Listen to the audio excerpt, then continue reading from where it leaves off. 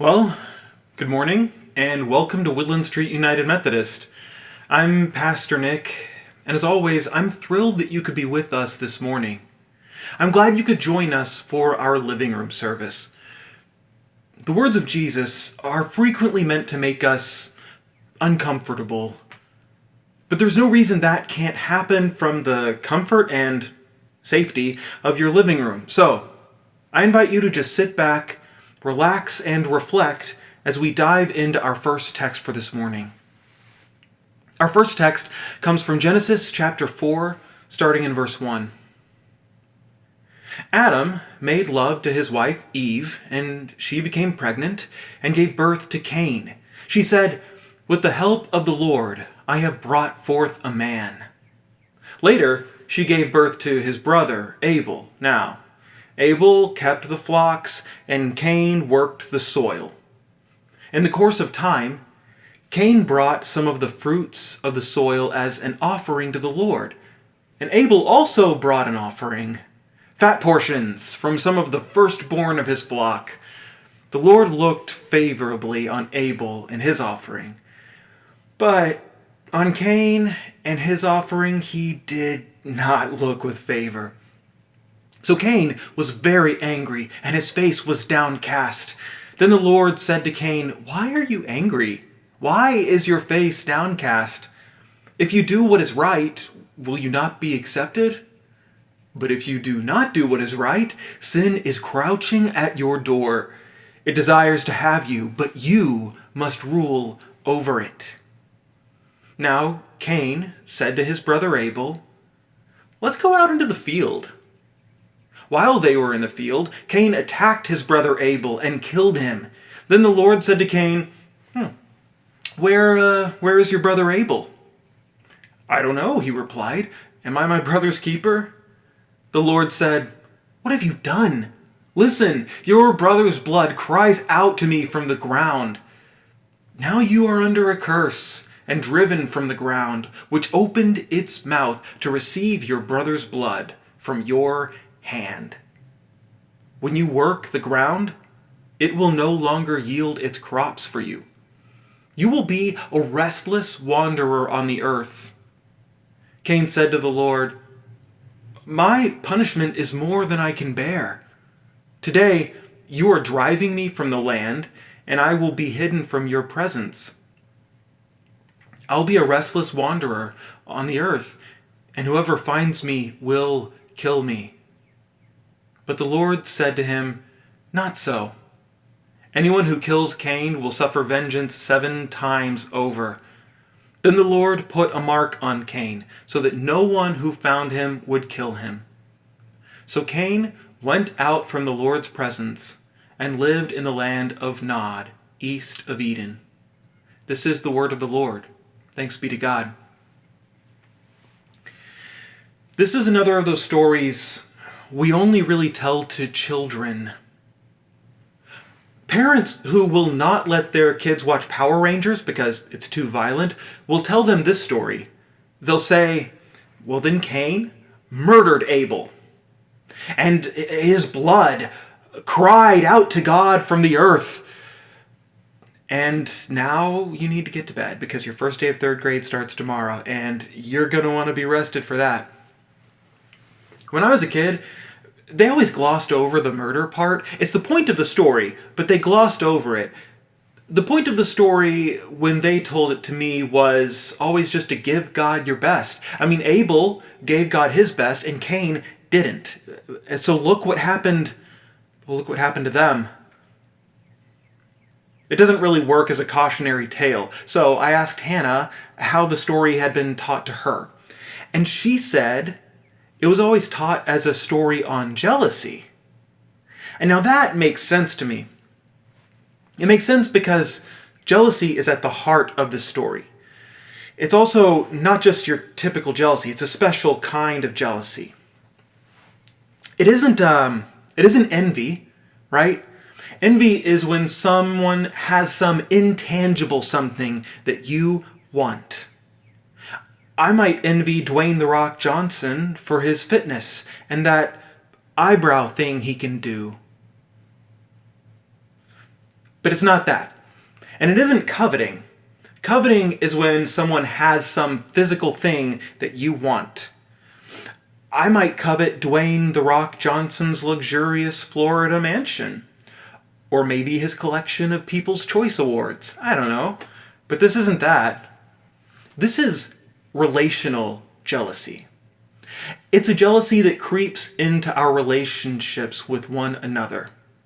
It's a kind of, it's a misplaced feeling of rejection.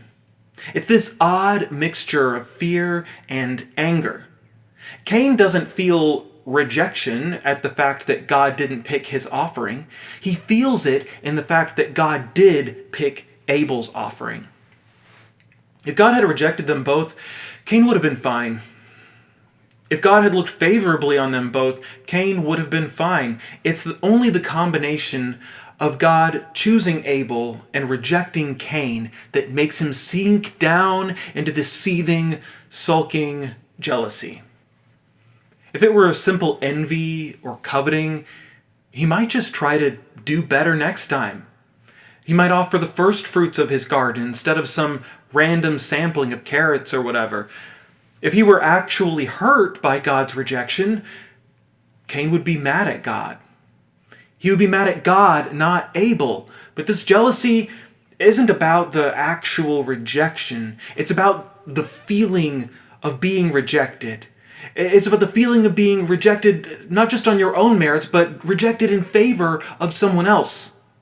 And it's also yet another symptom from that stupid fruit their parents ate.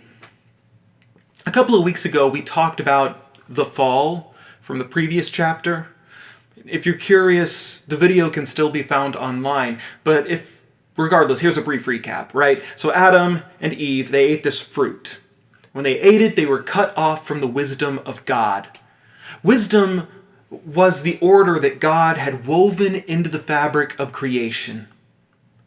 Instead of telling each rock to fall, each tide to rise, or each second to pass, God delegated those tasks to wisdom. Instead of teaching each wolf to hunt, each bird to fly, or each human to garden, God delegated all those tasks to wisdom. Rocks don't need to learn how to fall, and birds don't need to learn how to fly, because they are connected to the wisdom of God. But humans wanted to name for themselves what was good and evil, what was tov and ra, what was appropriate and inappropriate. So they ate from this stupid fruit, and they found themselves cut off from the wisdom of God. On the bright side, it allowed them to invent fashion. But there were also some consequences. Suddenly, gardening was hard. They had to learn through trial and error instead of just instinctively knowing what to do. Suddenly, childbirth was hard. No one was naturally born an OBGYN. They had to learn how to do things the hard way. And suddenly, relationships were hard. Instead of naturally knowing what was right and what was wrong, what was appropriate and what was inappropriate, humans had to fumble. Humans had to guess. And frequently, humans had to fail. They had to lean on their own wisdom instead of trusting in the wisdom of God. But what feels right to humans isn't always what is right to God. Jealousy felt right. It felt right to Cain. We can look at the story from the outside and we can see how wrong it is, but from within Cain's heart, jealousy felt right. It's always easier to tell from the outside looking in that jealousy is wrong. And for myself, I never knew I was a jealous person until I wasn't anymore. All through my teenage years and my early 20s, on through high school, through college, I needed to be everybody's best friend. If I found out that two of my friends were hanging out without me, I would storm off to my room and I would seethe in a jealous sulk for the rest of the night at least. If one of my friends complimented another, part of my mind immediately thought, well, why aren't they giving me a compliment? None of these things were rejections, but they felt like rejections to me. It felt like people were choosing others over me. It made me fearful. It made me mad. It made me jealous. But thankfully, as we age, our brains continue to grow, and the last part of our brain to finish growing is the prefrontal cortex. Usually it finishes up around age 25. This is the part of the brain that helps us make good, rational decisions. It's the part of our brain that helps us control and identify our emotions. When I was 25, I had moved to Kansas City and I had made some new friends. And one day, I asked my friends Tim and Laura if they wanted to hang out that weekend. They said, sorry, but they couldn't, because they were hanging out with some of our other friends, with Mike and Tori. And you know what? They didn't even invite me. Didn't even cross their mind. Searching my heart to find out how I felt about that, I found that I was fine. I knew that Tim and Laura genuinely liked me. I knew they liked spending time with me. I knew that just because they wanted to spend time with Mike and Tori, that didn't mean they were rejecting me. I found I had a choice. I could choose to trust my friends, to trust that they love and care about me even when they want to spend time with other people, or I could choose to feel jealous. When I realized that, it was like seeing the rest of my life from the outside. It was like us looking at the story of Cain and Abel. I realized I was a jealous person, but somehow not anymore. With the power of my fully developed brain, I found I could choose trust over jealousy. Now, that's a choice that doesn't always seem so obvious when we're talking about romantic relationships. In fact, on the dating app OkCupid, prospective couples are frequently asked this question: is jealousy in a relationship healthy? Is jealousy in a relationship healthy?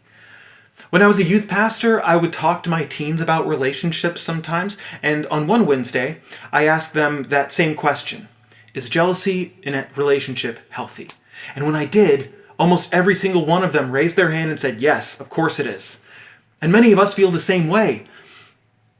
If your spouse tells you that their ex is in town and that they're going to go catch up over coffee, you might feel jealous.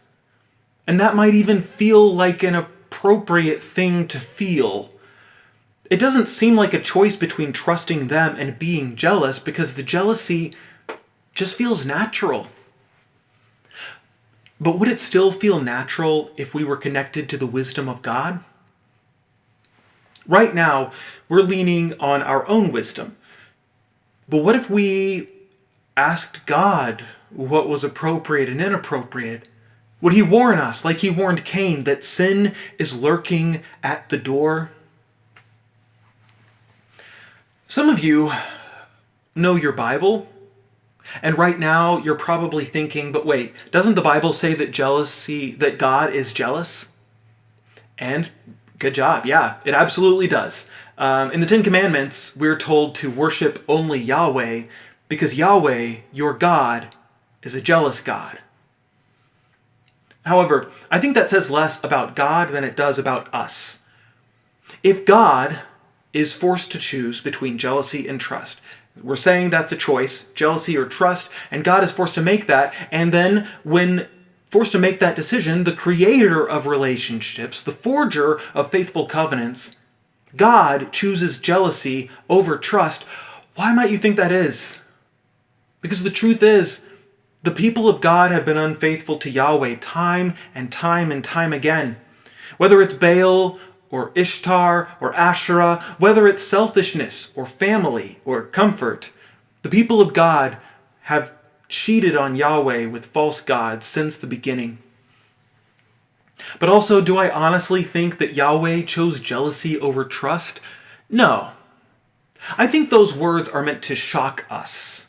I think we are meant to read them and to feel shame and awe.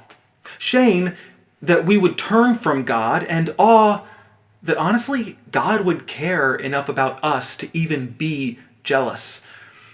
But despite what it says in Exodus, we see throughout history how God has chosen trust over jealousy. When Adam and Eve chose knowledge over God, he continues to walk with them.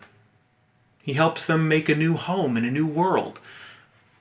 When Cain chooses jealousy over trust in God, God continues to protect Cain, and he walks with him wherever he may roam. And we know with absolute certainty that no matter how many times we may turn and fail, no matter how many times we let sin enter through the door, our God will continue to love us. Our God will continue to trust us and to care for us. The truth is, even though we think of jealousy as a type of love, it isn't. We can be jealous towards those we love, but in the moment of jealousy, we aren't feeling love or faithfulness or commitment. We're feeling anger. We're feeling fear. If your spouse tells you that they are going to catch up with an ex over coffee, and jealousy lurks at the door of your heart, it isn't love you're feeling. It's anger at what your heart sees as a rejection, and some small creeping fear that they might choose that person over you. Cain isn't jealous of Abel. He's not jealous out of his abiding love for God, at least. He's angry, jealous, and fearful. But what are you afraid will happen? What is the sequence of events that you are afraid of? What are you scared your loved one will do? And do you honestly think it's likely that they'll do it? If you do, then that's an entirely different conversation, and it's not one that we're prepared to have here. But if you don't think it's likely, then it might be time to try trust. I don't know if it's always appropriate. We've been cut off from the wisdom of God, and what's appropriate and inappropriate isn't always obvious. And what seems obvious isn't always right. But as someone who used to choose jealousy on the regular and has been trying to give it up ever since, I can say that life is better without it. Life is better with trust. I know it won't be easy for everyone. I know it won't be that easy for everyone, at least. It can be hard, especially if, like God, you've been hurt before. Sorry about my dog. It can be difficult when you've trusted in the past and found yourself betrayed. Where you're at right now, it might even be impossible. But what if you, just for Lent, you gave up jealousy? What if for the next 34 days, you decided to choose trust? What you do after that, I can't say, but we've seen what comes of jealousy. If Cain had trusted that God loved him and would not forsake him, then Abel would still be alive. Well, no, actually he wouldn't, but he would have lived longer, probably. I don't know. Regardless, this morning, I encourage you to listen for those moments of jealousy because they feel natural. They feel right, but they can ruin our relationships. When we recognize that odd mix of anger and fear that come together as jealousy, we get to ask ourselves, what is making me angry? And what exactly am I afraid is going to happen? So as we go from here, let's seek after the wisdom of God in all of our relationships. I encourage you to go from here choosing trust over jealousy and to go in God's peace. Amen.